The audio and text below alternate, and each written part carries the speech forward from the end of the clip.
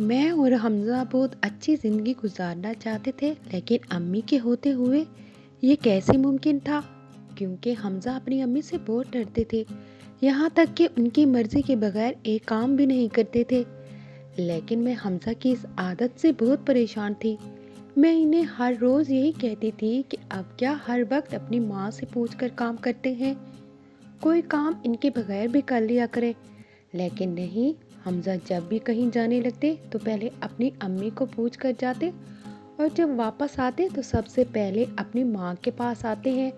اور اگر مجھے کہیں بھی باہر لے جانا ہوتا تو پہلے اپنی ماں سے اجازت لیتے۔ اگر وہ ہاں کرتی تو وہ مجھے لے جاتے، اگر نہ کر دیتی تو پھر وہ مجھے نہیں لے کر جاتے تھے۔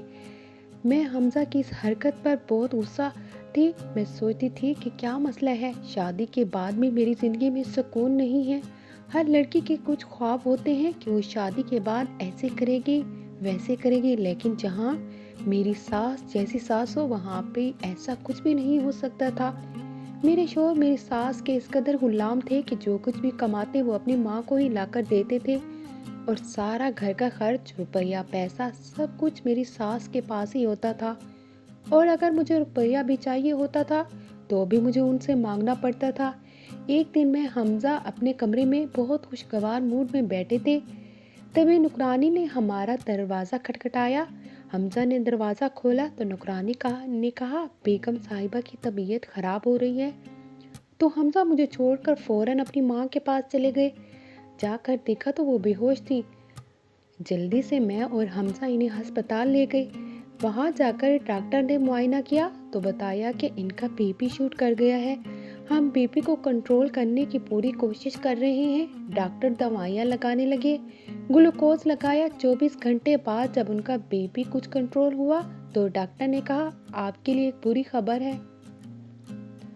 میں سمجھی مر گئی ہیں، لیکن ڈاکٹر نے بتایا کہ انہیں فالج ہو گیا ہے، اب یہ چار پائی پہ ہی رہیں گی، اور اب آپ لوگوں کو ان کی خدمت کرنی ہے۔ ہو سکتا ہے کہ اللہ کوئی اپنا معجزہ دکھائے اور یہ ٹھیک ہو کر چلنے لگ جائیں۔ ہم امی کو واپس لے آئے۔ گھر لا کر حمزہ نے امی کو ان کے کمرے میں لٹایا اور ایک نوکرانی سے کہا کہ مسلسل ان کے پاس ہی رہیں۔ حمزہ کمرے میں آ گئے اور حمزہ کمرے میں آرام کے لیے آ گئے۔ میں بھی کمرے میں آئی۔ پوری رات سے تو جاگ رہے تھے، مجھے بھی نیند آنے لگی۔ حمزہ نے کہا کہ تم ابھی نہیں سو سکتی، پہلے تم کچن میں جاؤ اور امی کے کھانے کا انتظام کرو، کچھ ہلکا پھلکا سا بنا دو، پھر سو جانا۔ ڈاکٹر نے کہا ہے ہلکی پھلکی غذا دینی ہے، اسی لیے تم کھانا بنا کر اور کسی سے کہہ کر سو جانا کہ وہ امی کو کھانا کھلا دے۔ میں نے کہا میں رضیہ سے کہہ دیتی ہوں، وہ خود ہی بنا لیں گی۔ حمزہ نے کہا نہیں، مجھے اس پر یقین نہیں، تم خود جاؤ اور کھانا بناؤ۔ میں کچن میں گئی اور کھانا بنایا۔ میرا دل کر رہا تھا کہ اس عورت کو زہر دے دوں، کیونکہ یہ عورت میرے سکون کی دشمن بن گئی تھی۔ خیر میں نے کھانا بنایا اور رضیہ سے کہا کہ امی کو کھانا کھلا دے، اور اب میں سونے جا رہی ہوں۔ میں نے کھچڑی پلیٹ میں ڈالی اور امی کے کمرے تک چھوڑ آئی۔ اپنے کمرے میں آ گئی۔ ابھی میں لیٹنے ہی والی تھی کہ مجھے حمزہ نے کہا تم کیوں سو رہی ہو، جاؤ دیکھو امی نے کھانا کھا لیا ہے۔ میں نے کہا میں کھچڑی بنا کر دے آئی ہوں، ابھی وہ آرام کر رہی ہیں، جب اٹھیں گی تو رضیہ کھانا کھلا دیں گی۔ میں سو گئی۔ شام کو رضا میرے اٹھنے سے پہلے ہی اپنی امی کے کمرے میں تھے اور ٹانگیں دبا رہے تھے۔ میں نے حمزہ سے کہا آپ نے کھانا کھا لیا؟ انہوں نے کہا نہیں، میں بس تمہارے اٹھنے کا انتظار کر رہا تھا۔ میں نے کہا چلیں آ جائیں، میں کھانا بنا رہی ہوں۔ میں نے جلدی سے دال چاول بنائے اور حمزہ امی کے کمرے میں ہی کھانا کھانے لگے۔ امی دیکھ تو سب رہی تھی، صرف بول نہیں پا رہی تھی۔ یہ دیکھ کر میرے دل کو بہت سکون ہو رہا تھا کہ امی صرف مجھے دیکھ رہی تھی، اس کے علاوہ ان کے منہ سے تو چلا نہیں جا رہا تھا۔ میں نے کہا شکر ہے، اب یہ صرف دیکھیں گی اور اب ہم حکم نہیں چلائیں گی اور نہ ہی مجھے ٹوکیں گی۔ پہلے میں امی کے سامنے حمزہ کے ساتھ بیٹھ کر کھانا بھی نہیں کھا سکتی تھی، کیونکہ امی غصہ کرتی تھی کہ عزت دار لڑکیاں اس طرح کی بے شرمی والے کام نہیں کرتی۔ میں نے امی کے سامنے اپنا ہاتھ حمزہ کے بازو سے نکال کر بازو پکڑا اور میں نے امی کی طرف دیکھا تو امی میرے ہاتھ کو ہی دیکھ رہی تھی۔ مجھے بہت مزہ آ رہا تھا۔ پھر ہمارے ساتھ وہ ہوا جو ہونا نہیں چاہیے تھا۔ حمزہ کو نوکری سے نکال دیا گیا کیونکہ یہ اپنی امی کی خدمت میں مصروف تھے، اس لیے وقت پر آفس نہ جا سکے تو ان کے دوست نے انہیں ذلیل کر کے نکال دیا۔ حمزہ گھر آ کر کہنے لگے، سمجھ نہیں آ رہا کہ یہ ہمارے ساتھ کیا ہو رہا ہے۔ پہلے امی بیمار ہو گئی اور اب مجھے نوکری سے نکال دیا گیا ہے۔ آفس والوں کا کہنا ہے کہ میں نے انہیں بتائے بغیر چھٹیاں کی ہیں، جبکہ میں نے ان سے کہا بھی ہے کہ میری امی بیمار ہیں، اس لیے میں نے چھٹی کی اور اسی ٹینشن میں میں بتا نہیں سکتا۔ مجھے معاف کر دیں، آئندہ سے میں شکایت کا موقع نہیں دوں گا۔ لیکن انہوں نے میری ایک نہیں سنی اور مجھے نوکری سے نکال دیا۔ اب مجھے سمجھ نہیں آ رہا کہ میں کس طرح گھر چلاؤں گا اور کس طرح امی کی ضروریات پوری کروں گا۔ امی کا علاج بھی اتنا مہنگا ہے اور امی کی بیماری بہت زیادہ توجہ مانگتی ہے کیونکہ دن میں روزانہ امی کی مالش کرنا پڑتی ہے۔ مجھے حمزہ نے بتایا کہ 2-3 چھٹیوں کی وجہ سے انہوں نے مجھے نکال دی ہے۔ میں نے کہا، آپ کچھ بھی کریں، معافی مانگ لیں، واپس اپنے آفس چلے جائیں کیونکہ اتنے پیسے تو ہم کہیں سے بھی نہیں لا سکتے جن پر یہ گھر چل رہا ہے۔ آپ نے تو ایسی کوئی بھی سیونگ نہیں کی ہوئی جسے ہم اس وقت استعمال کرتے جب آپ کی نوکری چھوٹ گئی ہے۔ حمزہ نے کہا، تم ٹھیک کہہ رہی ہو، لیکن میں معافی مانگ چکا ہوں، اس کے باوجود انہوں نے مجھے اس نوکری سے نکال دیا ہے۔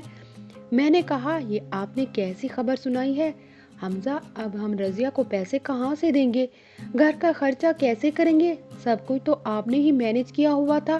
حمزہ نے کہا، امی ابھی بیمار ہیں، ورنہ امی سے ضرور پوچھتا اور وہ ہماری اس معاملے میں ضرور مدد کرتی۔ میں نے کہا، آپ امی سے بات کرنے کی کوشش کریں، ہو سکتا ہے انہوں نے آپ کے پیسوں سے کوئی سیونگ کی ہو، وہ کسی اشارے سے ہی آپ کو کچھ بتا دیں گی۔ حمزہ نے کہا، مجھے امی کے ٹھیک ہونے کا انتظار ہے، پھر میں کوئی اور کام ڈھونڈ لوں گا۔ چلو تب تک میں گھر ہی رہ لیتا ہوں۔ ایسے کرتے ہیں، رضیہ کو کام سے ہٹا دیتے ہیں اور میں امی کی نوکری سنبھال لیتا ہوں۔ میں نے کہا، یہ آپ کیا کہہ رہے ہیں؟ حمزہ نے کہا، بالکل ٹھیک کہہ رہا ہوں، میں یہیں 24 گھنٹے امی کے کمرے میں ہی رہوں گا اور تم اپنے کمرے میں آرام کرنا اور تم بس کھانا بنا دینا، باقی میں خود ہی کر لوں گا۔ میں نے کہا، مجھے اتنی سخت ڈیوٹی کی عادت نہیں ہے، میں کس طرح اتنا کام کروں گی؟ حمزہ نے کہا، تم پر کوئی خاص برڈن نہیں ہے، صرف تم نے کھانا بنانا ہے اور باقی میں خود دیکھ لوں گا۔ میں نے کہا، رضیہ کے بغیر کیسے گزارا ہوگا؟ تو وہ بہت سے کام کر دیتی ہے۔ حمزہ نے کہا، سب ہو جائے گا، بس تم رضیہ کو پیسے دو اور کہو کہ صبح سے آنے کی ضرورت نہیں۔ میں نے رضیہ کو تنخواہ دی اور اسے کہا کہ اب کل تم مت آنا۔ اس نے کہا، یہ آپ کیا کہہ رہی ہیں؟ میں نے کہا کہ میں مجبور ہوں، میں کبھی نہیں چاہوں گی کہ تم اس گھر سے کبھی بھی جاؤ، لیکن حمزہ نے صاف کہا ہے کہ اب تمہیں کام پہ آنے کی ضرورت نہیں ہے اور وہ سارا کام کر لیں گے کیونکہ حمزہ کی نوکری ختم ہو گئی ہے، اس لیے تمہیں پیسے دینے مشکل ہو جائیں گے۔ رضیہ نے کہا، ٹھیک ہے، میں چلی جاتی ہوں۔ اس کے علاوہ بھی اگر آپ کو میری کبھی بھی کسی کام کی ضرورت پڑے تو آپ مجھے ایک کال ضرور کر دینا۔ پہلے حمزہ ایک بینک کے آفس میں اکاؤنٹنٹ منیجر کی پوسٹ پر تھے، وہاں سے انہیں 2 سے 3 لاکھ روپے سیلری آتی تھی، لیکن اب حالات بدل چکے تھے اور امی بھی بیمار تھی، اسی وجہ سے کچھ سمجھ نہیں آ رہا تھا کہ کیا ہو رہا ہے۔ حمزہ کے ایک دوست نے حمزہ کو بلایا اور انہیں ایک اور نوکری کا بتایا۔ حمزہ کام کرنے کے لیے تیار ہو گئے۔ جب حمزہ کام پر چلے جاتے تو میں امی کے پاس رہتی۔ حمزہ کو اس بار مارکیٹنگ کی جاب ملی تھی اور یہاں سے زیادہ 1 لاکھ روپیہ سیلری ملنی تھی۔ رضا صبح کام پر چلے جاتے اور دوپہر ہوتے ہی گھر آ جاتے اور میں صبح 12 سے 1 بجے سو کے اٹھتی تھی، پھر امی کو ناشتہ کرواتی تھی اور پھر اپنے دوسرے گھر کے کام کرنے لگ جاتی تھی اور حمزہ دوپہر کے 4 بجے تک گھر آ جاتے اور آ کے اپنی امی کی مالش کرتے۔ حمزہ کو اس نئے پر تنخواہ ملی تھی۔ وہ امی کے بیمار ہونے کے باوجود اپنی امی کے ہاتھ پر رکھے ہیں۔ میں دل میں سوچنے لگی، بیمار ہو کر بھی اس عورت کو چین نہیں ہے۔ ایک دن حمزہ اپنے دوستوں کے ساتھ باہر گیا اور گھر پر واپس نہیں آیا۔ میں حمزہ کا انتظار کرنے لگی۔ پھر جب وقت زیادہ ہو گیا تو میں نے کال کی اور کہا حمزہ کہاں ہیں آپ، آئے کیوں نہیں؟ ابھی تک جلدی گھر آ جائیں کیونکہ میں اور امی گھر پر اکیلے ہیں۔ حمزہ نے کہا میں یہاں دوستوں کے ساتھ آیا ہوں، یہاں مجھے ابو کے کزن مل گئے ہیں، ان سے باتیں کر رہا ہوں، میں صبح تک آ جاؤں گا۔ میں نے کال بند کر دی اور حمزہ صبح 10 بجے گھر آئے۔ مجھے بہت غصہ آ رہا تھا لیکن میں نے دیکھا کہ ان کے دوست بھی ان کے ساتھ ہمارے گھر آئے ہیں، اسی لیے میں خاموش ہو گئی۔ میں تو حمزہ کی امی کے پاس کمرے میں ہی صوفہ پر سو گئی۔ میں نے حمزہ کی غیر موجودگی میں امی کی مالش بھی کی۔ حمزہ اور ان کے دوست ڈرائنگ روم میں بیٹھے ہوئے تھے۔ میں نے سوچا کہ حمزہ ابھی اپنی امی سے ملنے آئیں گے، لیکن حمزہ نے ایسا نہیں کیا اور وہ سیدھا اپنے کمرے میں سونے کے لیے چلے جاتے اور صبح اٹھ کر سیدھا کام پر چلے جاتے۔ 2-4 دن سے حمزہ اپنے کمرے میں ایک بار بھی نہیں گئے اور نہ ہی انہوں نے ایک بار بھی اپنی امی کو نہیں دیکھا۔ مجھے بہت عجیب سا لگ رہا تھا۔ کچھ دنوں سے میں سوچ رہی تھی کہ حمزہ کا سلوک اپنی ماں کو لے کر تبدیل ہو گیا ہے۔ 3 سال سے مسلسل حمزہ اپنی ماں کے بستر پر ہی خدمت کر رہا ہے، لیکن اچانک حمزہ کا سلوک کیسا ہو گیا ہے؟ مجھے بہت عجیب لگ رہا ہے۔ حمزہ اب اپنے کمرے میں سونے لگے تھے، یہاں تک کہ مجھے بھی کمرے میں ہی رہنے کو کہتے اور امی سارا دن اکیلی اپنے کمرے میں رہتی۔ اور اگر کبھی میں یہ سوچتی کہ میں حمزہ کے اٹھنے سے پہلے امی کا کھانا بنا کر کھلاؤں تاکہ حمزہ غصہ نہ کرے، تو حمزہ نے مجھے کہا تم بھی کبھی آرام کر لیا کرو، یہاں ہر وقت بس امی کی خدمت کرنی ہے، میں پہلے ہی پریشان ہوں، کبھی میری بھی پریشانی بانٹ کی لیا کرو۔ یہ سن کر میں حیران و پریشان ہوئی۔ مجھے سمجھ نہیں آ رہا تھا کہ اسے اچانک کیا ہو گیا ہے، مجھے کچھ بھی سمجھ نہیں آ رہا تھا۔ پھر ایک دن میں نے حمزہ سے پوچھ لیا کہ آپ ایک دم اتنے تبدیل کیسے ہو گئے ہیں؟ ایسا کیا ہوا ہے کہ آپ اپنی امی سے نہیں ملتے؟ اور پہلے آپ اٹھتے بیٹھتے کھاتے پیتے صرف اپنی امی کے ساتھ ہی تھے اور باتیں بھی کیا کرتے تھے، اب تو آپ کی امی زیادہ بیمار ہے اور انہیں ڈاکٹر کی ضرورت ہے۔ حمزہ نے فوراً سے کہا ڈاکٹر کی ضرورت ہے تو میں کیا کروں؟ میں نے اپنی پوری زندگی جو کچھ بھی کمایا ہے ان پر لوٹا چکا ہوں اور اب میرے پاس کچھ نہیں ہے، اتنے روپے بھی نہیں ہے کہ میں انہیں کسی ڈاکٹر کے پاس لے جا سکوں۔ میں نے کہا ایسا کیا ہوا ہے جو آپ ان سے اس طرح خفا ہو گئے ہیں؟ حمزہ نے کہا ایسا کچھ بھی نہیں ہوا، بس اب میرا دل نہیں کرتا کہ میں ان کی خدمت کروں۔ میں نے کہا پہلے میں نہیں چاہتی تھی کہ آپ اتنی امی کی خدمت کر رہے، کبھی میرے بارے میں بھی سوچ لیا کریں، لیکن اب آپ کئی دن گھر سے باہر رہتے ہیں، اس لیے میں ان کے پاس رہتی ہوں اور ان کی خدمت کرتی ہوں تاکہ آپ کو برا نہ لگے، آپ غصہ نہ کریں۔ حمزہ نے کہا تمہیں پوری اجازت ہے، جو مرضی کرو، اور کہہ کر کمرے سے چلے گئے، لیکن انہوں نے میری بات کا مکمل جواب نہیں دیا۔ اسی طرح چند دن گزر گئے اور گھر کے حالات بدل سے بدتر ہوتے گئے۔ میرے ساتھ تو پہلے ہی امی نے اچھا سلوک نہیں کیا تھا اور میں نے حمزہ سے کہا کہ امی کی دوائیاں ختم ہو گئی ہیں، آپ کوشش کر کے دوائیاں لا دیں۔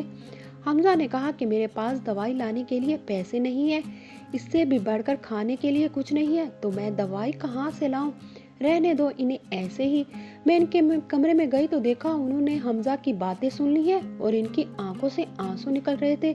میں نے انہیں چپ کرا کر آنسو صاف کیے اور کہا کوئی بات نہیں، آپ کا بیٹا ہے ایسا بدتمیز ہو گیا ہے، پتہ نہیں کیوں اس طرح ہو گیا ہے، میں خود نہیں سمجھ پا رہی، حالات ایسے ہو گئے کہ گھر میں کھانے کے لیے ایک دانہ نہیں تھا اور 1-2 جگہ رشتہ داروں کو بھی کال کیا کہ وہ پیسے ادھار دیں، لیکن انہوں نے بھی نہیں دیے۔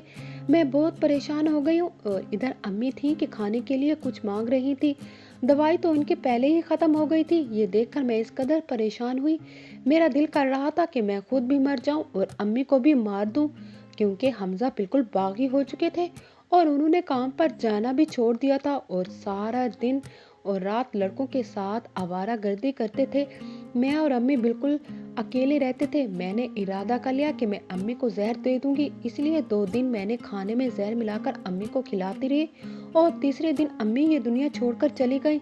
جب میں نے حمزہ سے کہا کہ رضا امی کو دیکھے، امی کو کیا ہو گیا، امی مر گئی ہیں، تو حمزہ نے کہا امی کیسے مری ہیں، تم نے تو کچھ نہیں کھلایا۔ میں نے کہا میں نے ہی کیا کیا ہے، کیونکہ تم ہماری طرف کوئی توجہ نہیں دے رہے تھے اور ہم بھوکے ہیں۔ مجھ سے امی کی حالت دیکھی نہیں گئی کیونکہ پہلے ہی وہ بہت تکلیف میں تھی۔ اور اب یہ فالج اسی وجہ سے میں نے امی کو آہستہ آہستہ زہر دینا شروع کیا اور آج امی مر گئی ہیں۔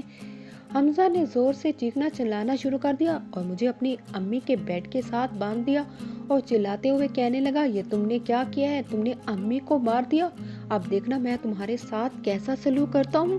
جو مجھے امی نہیں دے سکتی وہ اب میں تم سے وصول کروں گا۔ میں رونے لگی اور کہنے لگی، آپ کیا بول رہے ہیں؟ آپ کو کیا ہو گیا ہے اور آپ نے مجھے کیوں باندھ دیا؟ پلیز مجھے کھولے۔ میں نے بڑی مشکل سے حمزہ سے خود کو چھڑایا اور اپنے گھر والوں کو کال کی اور بتایا کہ حمزہ کی امی مر گئی ہیں۔ 1 گھنٹے بعد ہمارے رشتہ دار اکٹھا ہونا شروع ہو گئے۔ انہوں نے حمزہ سے بھی افسوس کیا اور حمزہ تھا کہ پھوٹ پھوٹ کر رویا جا رہا تھا۔ مجھے اس کی کچھ سمجھ نہیں آ رہی تھی کہ اس کو کیا ہو رہا ہے۔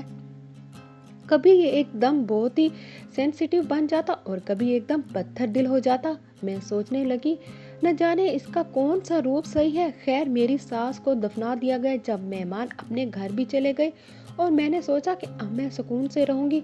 تبھی مجھے حمزہ نے کہا، سب مہمان چلے گئے؟ میں نے کہا جی۔ حمزہ نے کہا، بہت اچھی بات ہے، اچھا ہوا کہ امی وقت پر ہی چلی گئی۔ میں نے حمزہ سے کہا، آپ کام کیوں نہیں کر رہے؟ کام نہ کرنے کی وجہ سے امی نے اپنی زندگی گنوا دی اور آپ مجھ سے کیا چاہتے ہیں؟ حمزہ نے کہا، چلو میرے ساتھ امی کے کمرے میں آؤ۔ میں خوش و خوشی چلی گئی۔ وہاں جا کر حمزہ نے مجھے امی کے بیڈ کے ساتھ باندھ دیا اور میرے ساتھ تشدد کرنے لگے۔ ابھی مجھے باندھنے کے بعد حمزہ کبھی ہنستے اور کبھی رونا شروع کر دیتے، کبھی میرے بال نوچتے۔ میں بہت پریشان ہو رہی تھی اور روتی جا رہی تھی کہ یہ حمزہ کو کیا ہو گیا ہے؟ اتنا سلجھا ہوا انسان ایسے کیسے بدل گیا ہے؟ میرے رونے سے حمزہ کو مجھ پر ترس آ گیا اور انہوں نے مجھے کھول دیا اور مجھے چپ کروانے لگے، پھر مجھے پانی پلایا۔ میں بار بار ان سے یہی کہتی جا رہی تھی کہ آپ کو کیا ہو گیا ہے؟ یا تو آپ پہ کوئی جن آ گیا ہے یا کیسی آپ نے کچھ کر دیا ہے۔ حمزہ نے کہا، نہیں ایسی کوئی بات نہیں، مجھ پر کسی نے کچھ نہیں کروایا اور نہ ہی کوئی جن آیا ہے۔ میں بس تمہیں کیا بتاؤں، بہت پریشان ہوں، تکلیف میں ہوں، میرا دماغ پھٹا جا رہا ہے۔ مجھے ایسا لگتا ہے میری دماغ کی شریانیں پھٹ جائیں گی اور میں مر جاؤں گا۔ میں نے کہا، آپ ایسا کیوں کہہ رہے ہیں؟ حمزہ نے کہا، تم مجھے بتاؤ، کیا میں نے اپنی ماں کی خدمت کرنے میں کوئی کمی چھوڑی ہے؟ میں نے کہا، بالکل نہیں۔ کیا آپ تو اپنی امی سے بہت پیار کرتے تھے، لیکن یہ اچانک کیا ہو گیا ایسا کہ آپ نے امی کو دیکھنا، ان کے کمرے میں جانا ہی چھوڑ دیا؟ حمزہ نے کہا، جب کوئی آپ کے ساتھ بہت اچھا سلوک کرتا ہے تو بدلے میں آپ بھی اس کے ساتھ اچھا سلوک کرتے ہو، اور جب کوئی برا سلوک کرتا ہے تو اس کے ساتھ برا سلوک کرنا چاہیے۔ میں نے کہا، آپ ٹھیک کہہ رہے ہیں، لیکن مجھے سمجھ نہیں آئی کس نے آپ کے ساتھ برا سلوک کیا ہے؟ حمزہ نے کہا، تم نے امی کو بہت جلد مار دیا ہے، انہیں اتنی جلدی نہیں مرنا چاہیے تھا۔ میں چاہتا تھا کہ یہ عورت تڑپ تڑپ کر سیکھ کر مرے۔ میں نے کہا، ایسا کیوں ہوا ہے؟ بہت تڑپتی ہیں وہ درد سے، پھر کھانا کھانے کے لیے آپ کو تو کوئی پرواہ نہیں تھی اور مجھ سے انہیں ایسا تڑپتا ہوا نہیں دیکھا جاتا تھا۔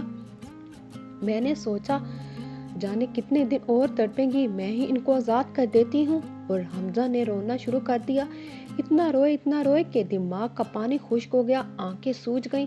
میں نے حمزہ سے کہا کہ آپ مجھے بات بتائیں، شاید میں آپ کی کچھ مدد کروں۔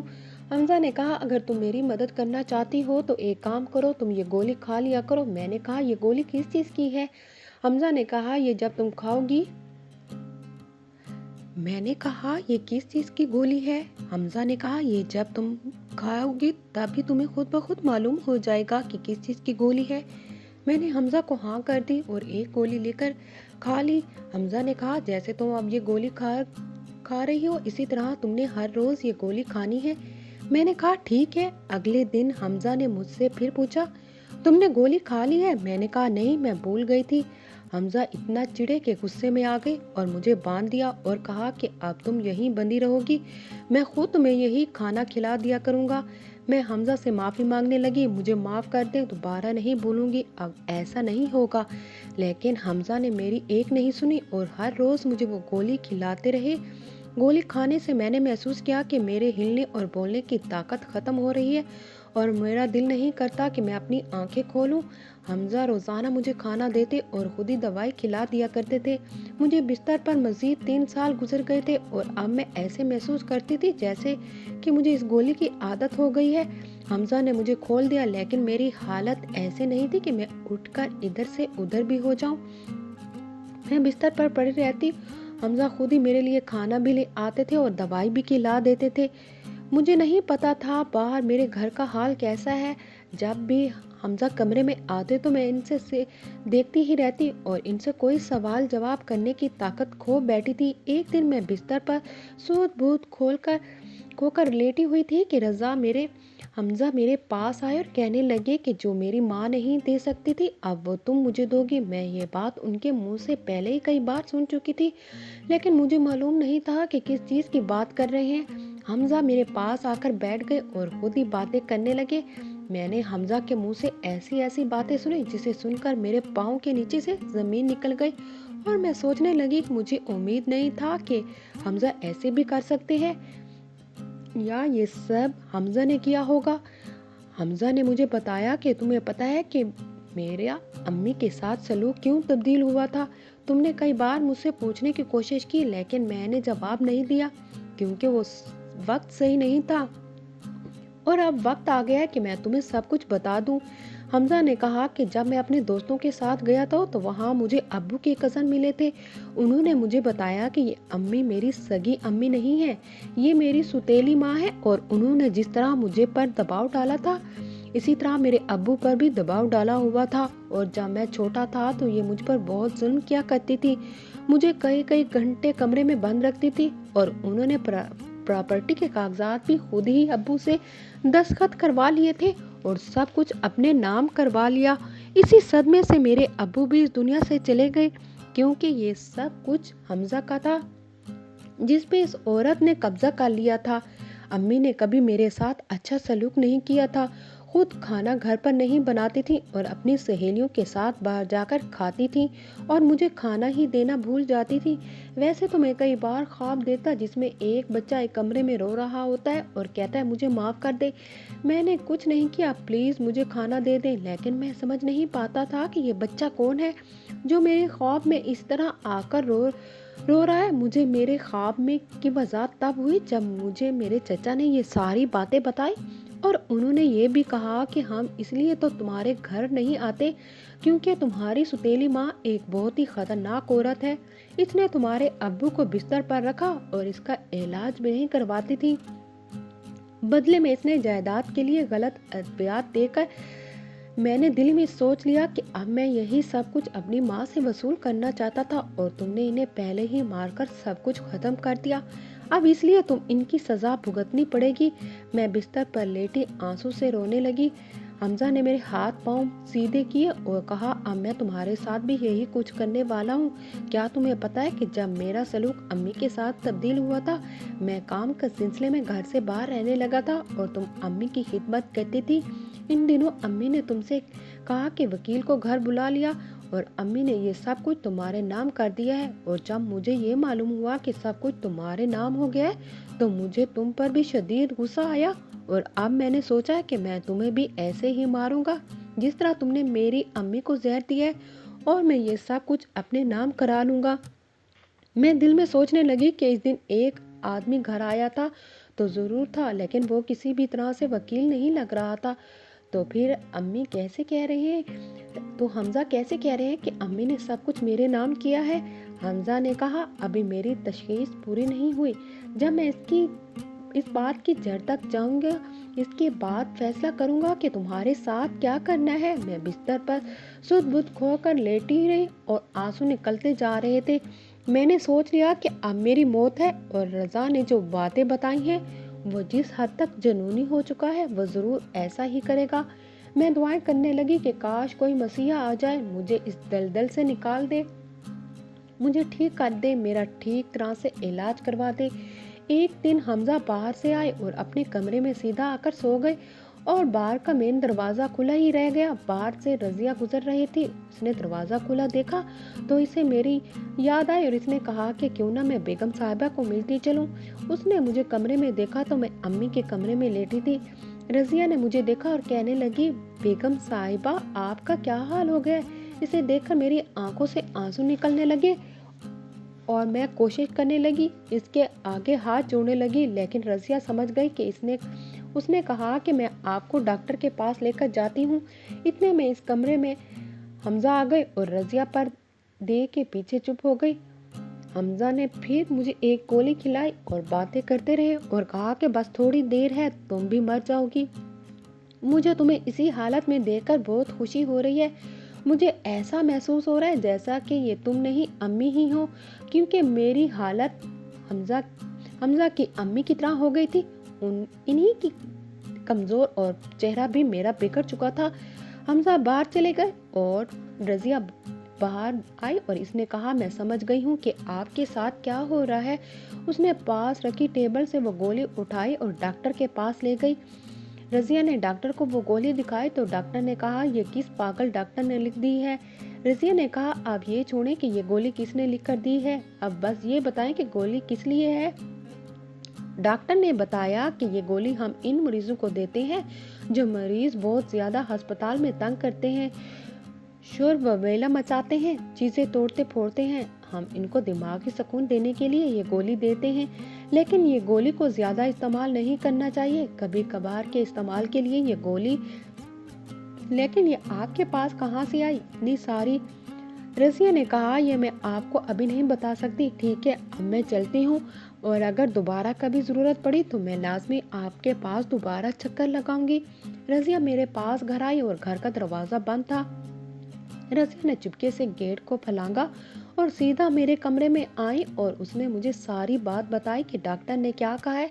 फिर रजिया ने कहा, मैं तो डॉक्टर से पूछना ही भूल गई कि अब इस दवाई का असर खत्म करने के लिए क्या दिया जाए। रजिया फिर चली गई और उसने डॉक्टर से पूछा कि अब इसे क्या करना चाहिए। डॉक्टर ने एक और दवाई लिख कर दी और कहा कि ये खिलाओ और इसके खाने से मरीज आहिस्ता आहिस्ता अपनी पहली हालत में आना शुरू हो जाएगा। रजिया बेचारी न जाने किस तरह 5,000 रुपए जमा करके मेरे लिए वो दवाई लेकर आई और इसने मुझे हमजा की दी हुई गोली खाने से मना कर दिया और कहा, जब वो आपको गोली खिलाए तो आपने गोली नीचे नहीं लेकर जानी, बल्कि अपनी जबान के नीचे रख लेनी है और इनके जाने के बाद अब वो गोली थूक दीजिएगा और जब मैं आया करूंगी और मैं चुपके से वो गोली उठा लिया करूंगी। रजिया ने मुझे डॉक्टर की बताई हुई सही वाली गोली खिलाई और चली गई और कहा, मैं कल फिर आपको दवाई खिलाने के लिए आऊंगी। रजिया की दवाई खाने से मुझे ऐसा महसूस हुआ जैसे कि मुझे में जिंदगी पड़ गई हो, जबकि मैं किसी भी किस्म की मरीजा नहीं थी। मेरी उंगलियों में भी पहली दफा हरकत महसूस हुई और मुझे महसूस होने लगा कि शायद अब मैं बच जाऊंगी। रजिया के जाने के बाद हमजा आए और हमजा ने फिर मुझे वो गोली खिलाई। मैं गोली खाने के लिए मुंह नहीं खोल रही थी, लेकिन हमजा ने जबरदस्ती मेरा मुंह खोला और गोली मुंह में रखी और पानी पकड़ने लगे। इतनी देर में मैंने मुंह से गोली हिलाकर जबान के नीचे काट दी और रजा ने पानी पिला दिया और कहा, आज के बाद ऐसा ड्रामा किया तो मैं तुम्हें छोड़ूंगा नहीं, और चले गए। अगले दिन जब रजिया आई तो मैं इससे बोलने की कोशिश करने लगी। रजिया को ये देखकर बहुत खुशी हुई। उसने कहा, मुझे लग रहा है कि डॉक्टर की गोली में असर है, क्योंकि आप आज बोलने की कोशिश कर रही हैं। रजिया ने कहा, आप बोले, मैं आपको सुन रही हूँ, लेकिन मुझसे ठीक तरह से लफ्ज मुंह से नहीं निकाले जा रहे थे। रजिया मेरे लिए अपने घर से खाना बनाकर लाती थी। कुछ दिनों में रजिया ने मुझे इस काबिल कर दिया कि मैं अपने हाथ से पानी का गिलास पकड़ने लगी थी और मेरा दिमाग भी ठीक तरह से काम करने लग गया था। और हमजा ने अपनी दिमागी हालत को देखते हुए मेरी भी दिमागी हालत खुद अपने जैसी कर ली। अब मैं हमजा का असली चेहरा जान चुकी थी और मैं समझ गई थी कि ये एक दिमागी मरीज है। हमजा मुझे भी दिमागी मरीज करना चाह रहा था। अपनी इन हरकतों से अपनी माँ को तोड़ मार चुका था और अब मुझे मारना चाह रहा है। इसलिए मैंने कई दिन हमजा की दी हुई गोली नहीं खाई और रजिया की दी हुई गोली खाने लगी, यहाँ तक कि मैं कमरे में चलने फिरने लगी। लेकिन हमजा को इस चीज़ का पता नहीं था। जब भी हमजा कमरे में आते तो मैं बेसुध बिस्तर पर लेटी जाती ताकि हमजा को मालूम ना हो कि मैं ठीक हो चुकी हूँ। हमजा मामूल के मुताबिक आते और मुझे गोली देकर चले जाते। میں نے ٹھیک ہوتے ہی رضیہ کو ساری باتیں کہنا شروع کر دی اور میں نے رضیہ سے کہا کہ تم مجھے یہاں سے نکالنے میں میری مدد کرو۔ رضیہ نے کہا یہ آپ کیا بات کر رہی ہیں، آپ کہاں جائیں گی؟ میں نے کہا میں یہاں سے سیدھا پولیس اسٹیشن جاؤں گی۔ میں نے رضیہ کے ساتھ مل کر خود کو اس گھر سے باہر نکالا اور حمزہ اس حقیقت سے بے خبر تھے۔ میں نے جا کر پولیس اسٹیشن میں ساری بات بتائی اور یہ بھی بتایا کہ میری ساس خود ہی مر گئی ہیں کیونکہ بھوک اور بیماری ان پر حاوی ہو گئی تھی، اور میں خود کا نام چھپا گئی۔ پولیس گھر آئی اور پولیس نے دروازہ کھٹکھٹایا، حمزہ کو باہر بلایا اور پولیس نے کہا آپ کی بیوی نے آپ کے خلاف رپورٹ کروائی ہے۔ حمزہ نے کہا میری بیوی کیسے رپورٹ کروا سکتی ہے جبکہ وہ تو بیمار ہے اور اپنے کمرے میں ہے، وہ تو بیچاری ہل بھی نہیں سکتی۔ پولیس نے کہا کہاں ہے، چلے ہمارے ساتھ دکھائیں۔ جب وہ کمرے میں لے کر آئے تو میں کمرے میں نہیں تھی بلکہ میں تو پولیس کے ساتھ گھر کے باہر کھڑی تھی۔